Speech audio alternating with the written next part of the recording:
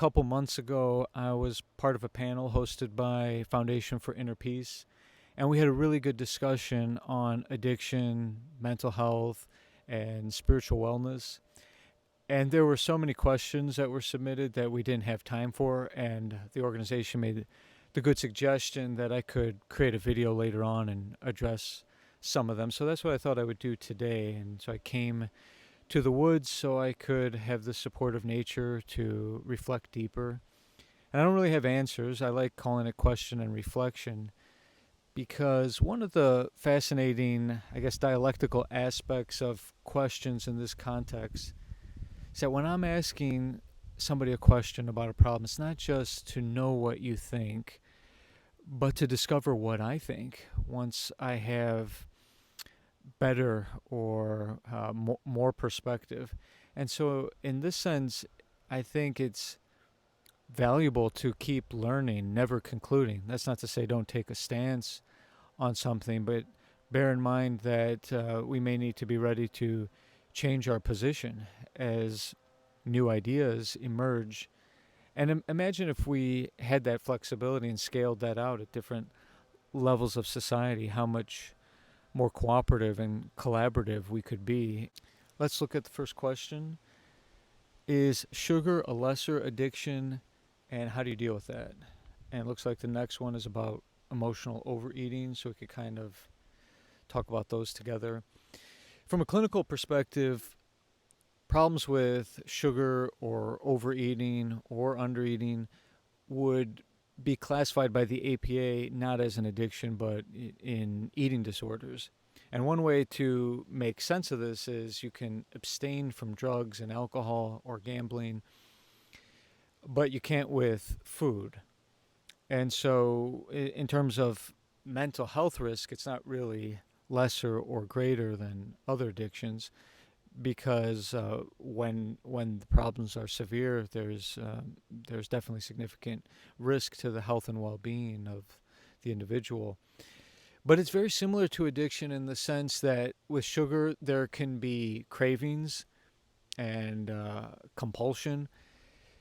One way to think about how to deal with this, though, is that sugar is to understand that sugar is pleasurable precisely because our brains have evolved to make it so. When you put sugar on your skin or when you engage with it with other senses, you don't get that immediate sensation as you do when it's on the tongue. And that's because historically our ancestors would have been more at faced greater threats of food and sugar and glucose deprivation. So to make it important and to make it salient, it has made it pleasurable. There's nothing inherent in the molecular structure of sucrose that is in itself sweetness. However, when we're going through stress, when people are experiencing stress and they go to sugar to self-soothe, it starts to condition the brain that it's not only to relieve hunger, but other types of stress.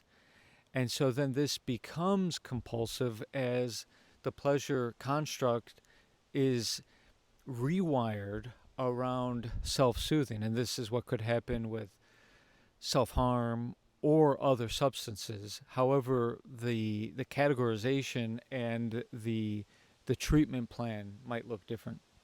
How is addiction important to our ability to find peace? Well, addiction and peace kind of have an inverse relationship, right? It's difficult to experience peace of mind when we're craving, when we're struggling, but also when we're in deep distress and are looking for relief. So to the extent that a person can heal from some of the underlying factors or traumas that would be contributing to self-medication, to that extent, yeah, there's a lot of peace to experience in the healing process.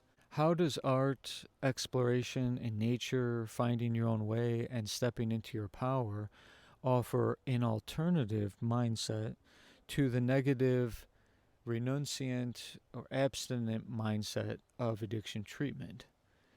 Well, I don't think these two approaches are in conflict. all that was outlined there would be an ideal integrative approach to healing, because as we said earlier, when the brain becomes conditioned to soothing stress in general with something pleasurable like drugs or alcohol or sugar or eating or self-harm, well, these approaches would be able to show the brain that there's another way to find balance, composure, support. I would include connection and fellowship socially. And then gradually the brain could retrain to find something much less harmful to rewire in terms of responding to distress or patterns associated with trauma. Isn't all addiction ultimately a disease of ego? And will the ego surrender itself to God one day? How long does it take the ego to do this? Or will this illusion continue forever? That's a deep philosophical question. Maybe on some level, there's a lot of truth in this, but there's something paradoxical about the question, which is the ego surrendering in time. Isn't time somewhat of a construct of ego? In a sense, ego or the sense of self depends on its continuity in time and the relentless becoming. So the ego itself is concerned with egolessness.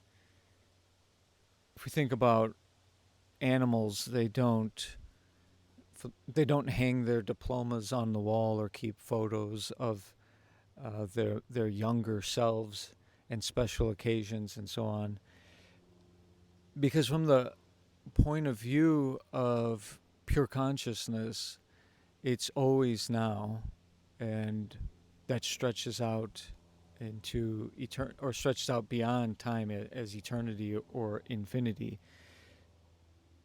So when will the ego dissolve or merge into cosmic consciousness or merge with God? Well, if the separation is an illusion, then that doesn't have a beginning or end. At what point does a rope take on the appearance of a snake? Well, the snake is an illusion, so it never existed. So therefore, there's something paradoxical, but certainly fascinating. I've been sober from alcohol for 2.5 years. If my mind thinks that the alcohol is neutral now, will one occasional drink of wine or beer signal my body to crave more? My father was an alcoholic, so my concern is about the hereditary gene I've heard about. Well, like I said before, I'm not an abstinence-only proponent. However, according to the philosophy of Alcoholics Anonymous, they conceptualize addiction in this way as an allergy in the body. So you could imagine somebody who has like a peanut allergy abstaining from peanuts for some duration of time and then asking, since it's been long enough, could I consume it without the problem reemerging? But from my perspective, there's so much that goes on with addiction underneath the level of choice. Genes, stress, reward, and at the highest level, the choices that we make. So from an outside perspective, it really looks like, why don't you just make healthy choices? Because we can't always see what's going on beneath the surface. What I've experienced in the hospital treating patients is that people experiment with this and it doesn't usually go well. And I've seen people with addictions go decades with sobriety, 30 years, and and return to use thinking that how could I possibly have a problem after this time. I think a lot of it depends on what else is going on. So, fellowship can help people abstain from substances, and that doesn't necessarily mean that a person is cured or has successfully addressed the psychological wounds that might be contributing to how a person was self medicating. How to relate to parents and siblings who have strong addictions. The next one's also what are the best ways to support a loved one with addiction. I think the most important thing is to just let people in your life know that you love them and care about them no matter what their health status is. And then in the meantime you can learn more about the science of addiction and how to be supportive. But we've often heard that an intervention is necessary where family gets together and they actually threaten their loved one with withholding the connection. And since most addictions are preceded by a significant trauma, often related to abandonment or neglect, this really is tantamount to enabling the person to get worse, because the whole problem is needing to connect or needing to belong or be accepted. And so our brains will either do that socially with oxytocin and in other so-called organic ways, or will bond with chemicals. So when a person, that doesn't mean, you give a person money or you support them going deeper into the problem behavior. Just let them know you're there for them, and you'll help them however you can. 5 years after my husband's death, I'm still grieving. Is this addictive? Well, I don't think we ever really get over painful loss or grief. Our experiences grow around it. There's a theory called the ball in the jar theory, where our experiences widen, but the grief or the hurt is still the same size. When I think back on my grandma's wrongful death and passing, it's immediately painful. Maybe in the same way that it was when I was a child decades ago, but I've had so much additional perspective or so many more experiences around that. But certainly that painful loss shaped why I wanted to explore spirituality and try to be of service. How can I support my mind in releasing control of these difficult political times? Although I know they are not real, in quotes, I feel scared and uncertain about the future of civilization.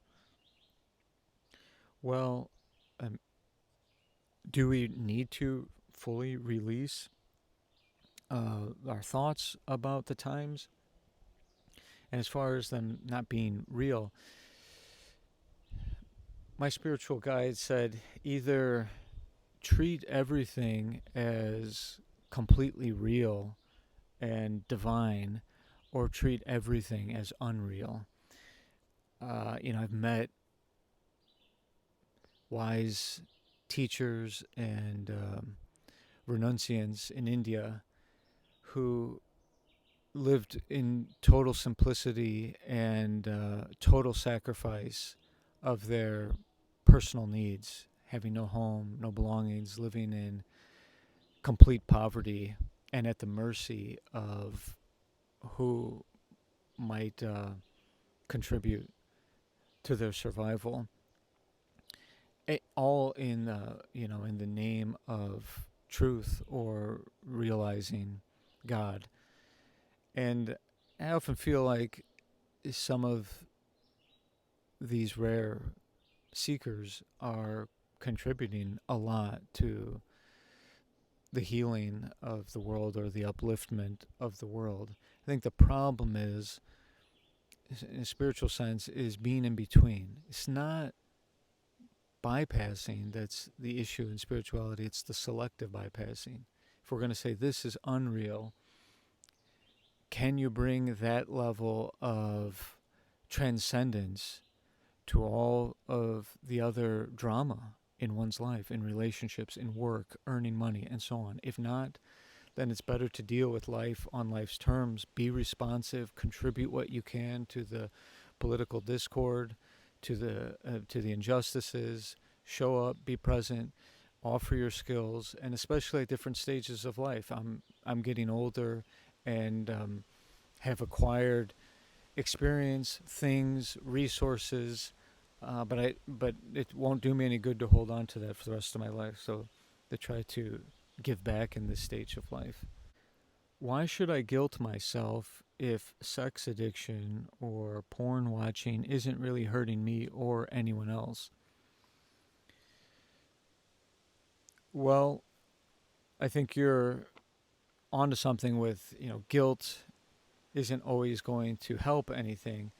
We can also ask ourselves, is this as a compulsion really not hurting you or anyone else? I would invite a person to also consider what we were talking about earlier with sugar.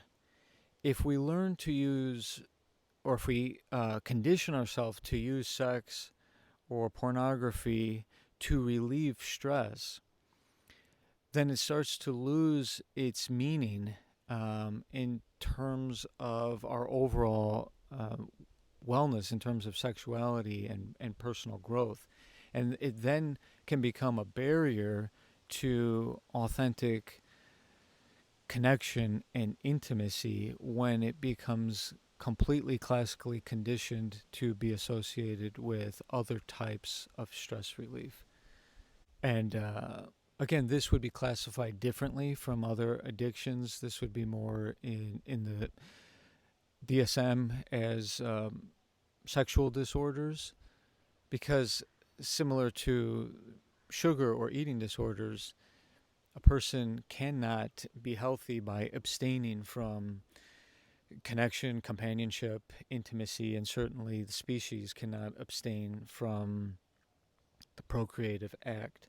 So it would be conceptualized, and treatment planning would look different. The only other addiction in the DSM that's not a substance like alcohol or drugs is gambling. I assume that there will be other internet and technological addictions that will be outlined in future editions. Part of the problem is there hasn't even been an entire life with the internet or with these digital devices or with social media. So part of being able to determine what a disease is having a good prediction of its course of pathology. So that has yet to be seen. What happens with a lifetime of social media use or internet use, for example?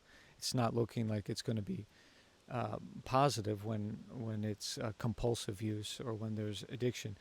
And so another thing that becomes pleasurable or releasing of dopamine is information.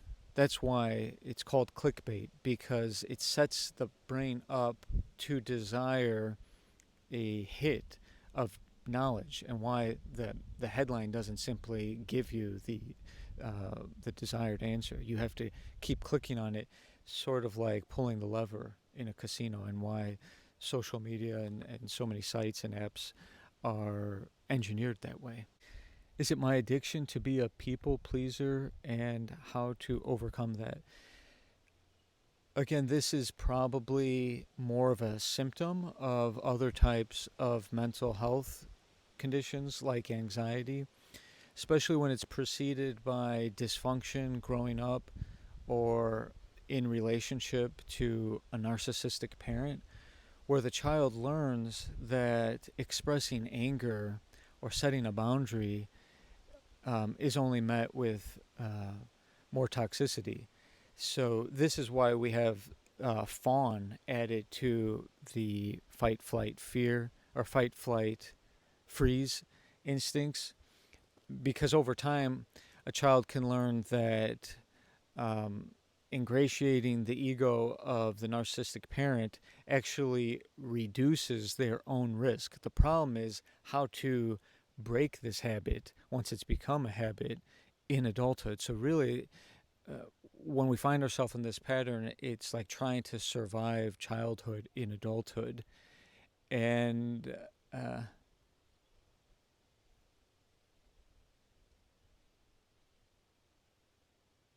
gradually, I think a person can learn to respond differently to conflict, to gradually practice assertive communication and setting healthy boundaries, and then being able to self-soothe or cope when there is distress without retreating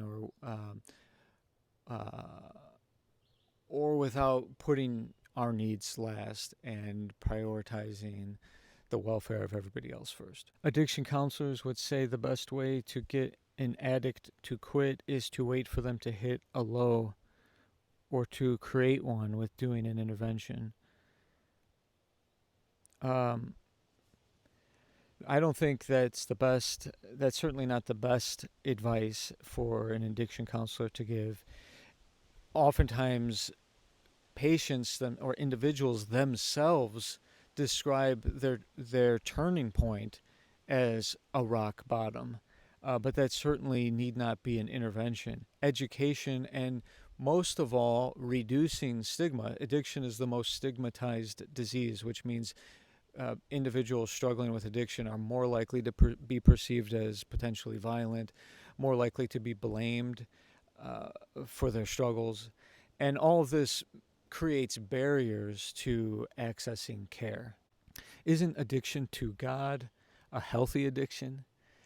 Healthy and addiction don't typically go together. They're kind of oxymoronic. But what would that mean, being addicted to God? Or what would the compulsion look like? What would the dependence look like? Where is God? Who is God? What is God? Where is she?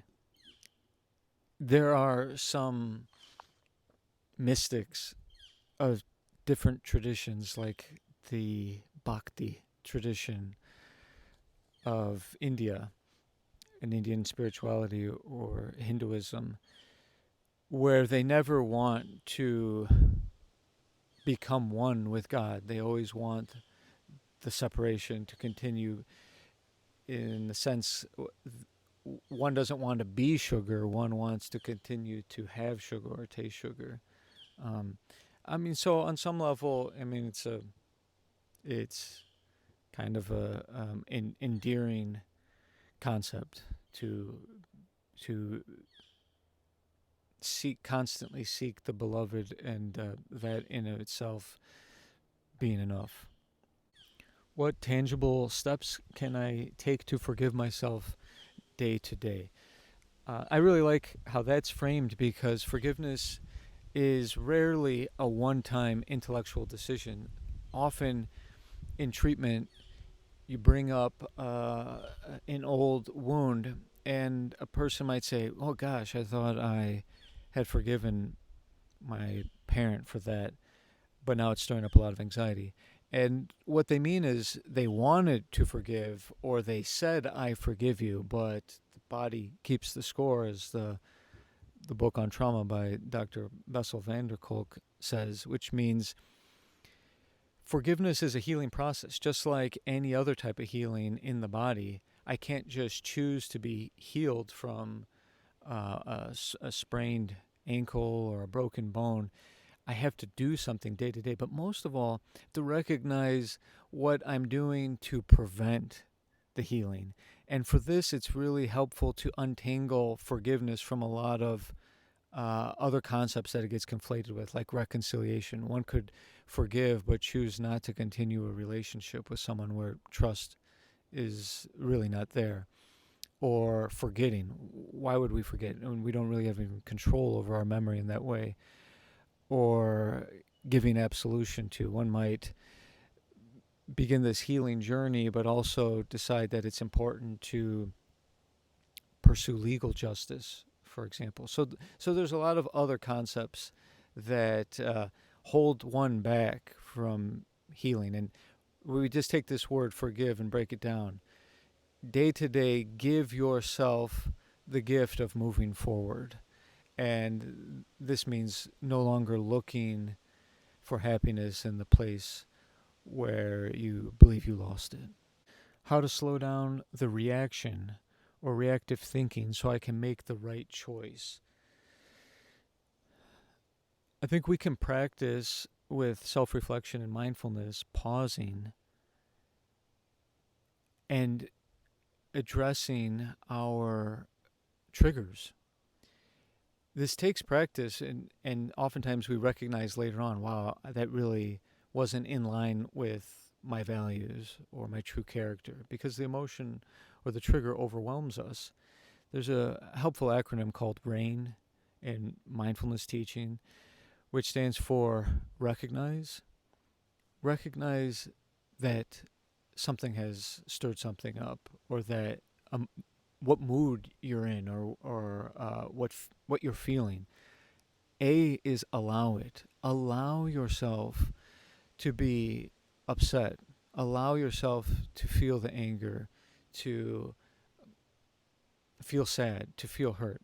A lot of times with addiction, it's not that somebody needs to feel better. They need to get better at feeling and not numbing feelings.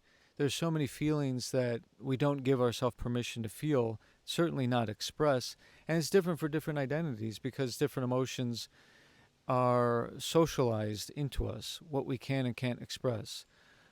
A man expressing anger is rarely interpreted in the same way as it would be with a woman expressing it, because of its association to power. And the opposite could be true in terms of patriarchy, with sadness or loneliness or vulnerability.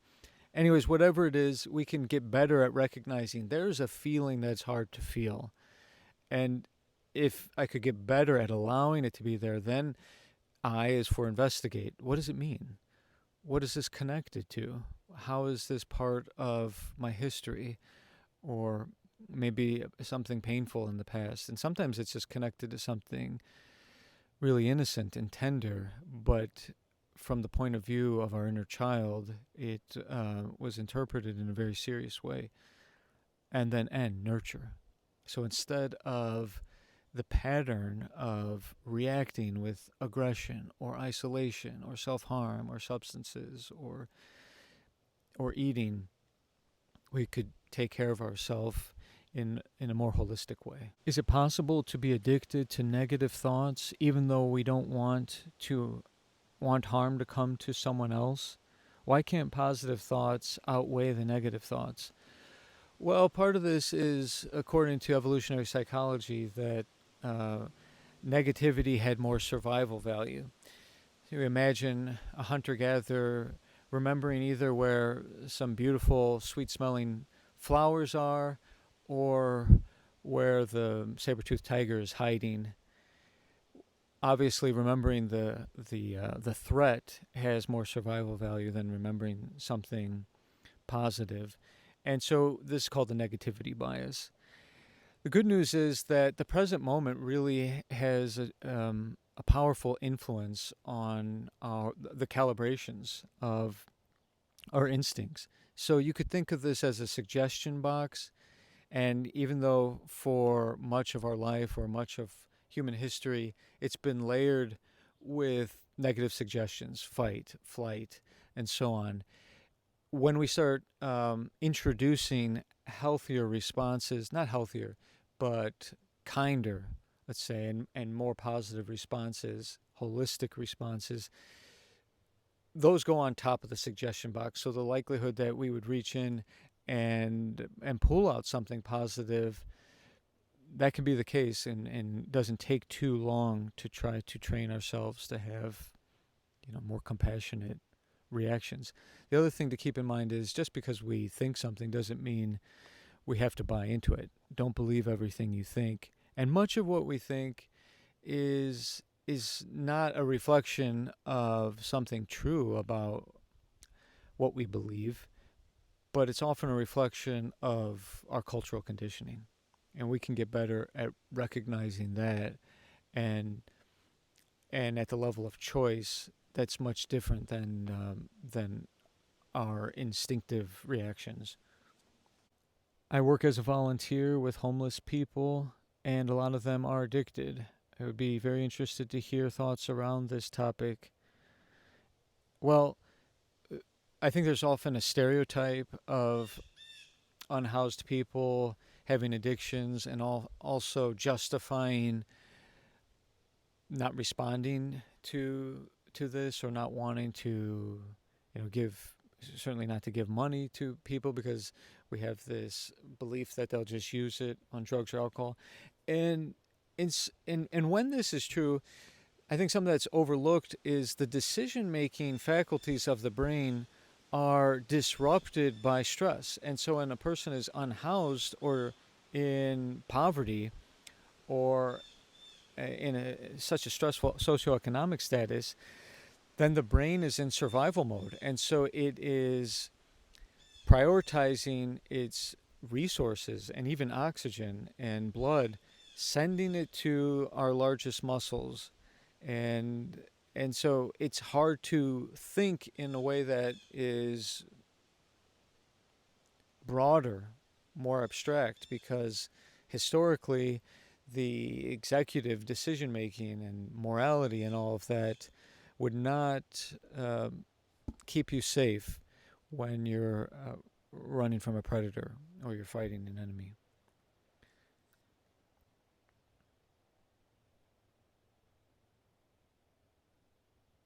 So all this is to say that, especially when it comes to like caring for our veterans, and there's tens of thousands of homeless veterans, hundreds of thousands of veterans with post-traumatic stress disorder, bringing a sense of safety, security, stability, support, and that's why, in social work we often talk about helping people have housing before a job. This is all part of the hierarchy of needs. It's very difficult for a person to address meaning and career and relationships when they're at the very basic level of needs, which is survival, food, security, shelter, and so on. Okay, last one. 60 years ago, I saw a billboard that said the best way to break a bad habit is to drop it. Well, keep in mind, while all addictions are habits, not all habits are addictions. Take, for example, late stage alcohol addiction.